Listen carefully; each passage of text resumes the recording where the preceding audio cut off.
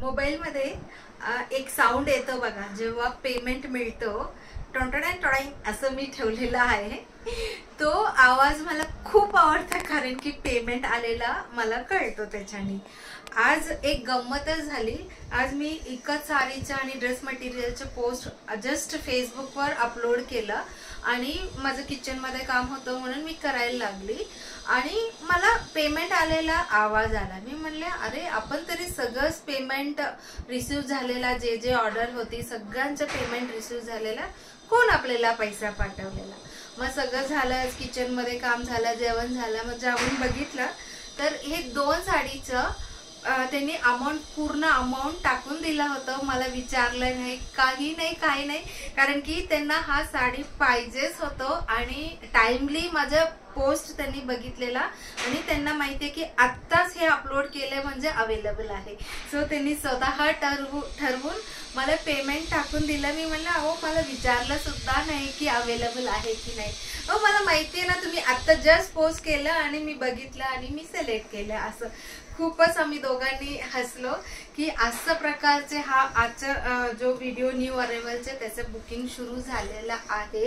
And ह्याच्यासोबत त्यांना matching पण ब्लाऊज पाहिजे, सो हा एक ब्लाऊज पण त्यांनी चूज केलेला आहे.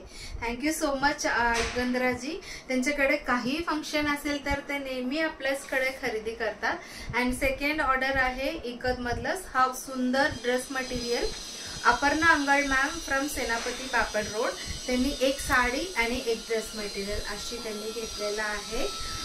पोस्ट होऊन अजून व्हॉट्सअप ग्रुपमध्ये तर मी अजून 1-2च ग्रुपमध्ये करायला लागली, अजून भरपूर ग्रुप्समध्ये करायचं. त्याच्या आधीच ऑर्डर यायला लागलेला आहे कारण की हा एकदम सुपर डुपर हिट प्रॉडक्ट आहे आपल्या कलेक्शन मधला.